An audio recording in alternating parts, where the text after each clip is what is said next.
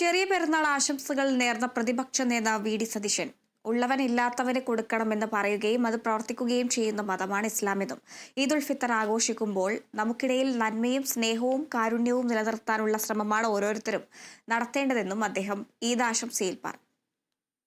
കൊടും ചൂടിലായിരുന്നു ഈ പ്രാവശ്യത്തെ നോമ്പ് എല്ലാവരും നോക്കിയത്.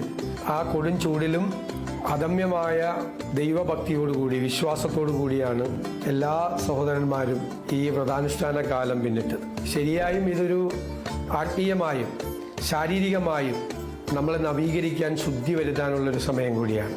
ഇസ്ലാം യഥാർത്ഥത്തിൽ കാരുണ്യത്തിൻ്റെ മതമാണ്. ഉള്ളവനില്ലാത്തവന് കൊടുക്കുക എന്ന് പറയുകയും അത് പ്രവർത്തിക്കുകയും ചെയ്യുന്ന കാരുണ്യത്തിൻ്റെ മതമാണ്.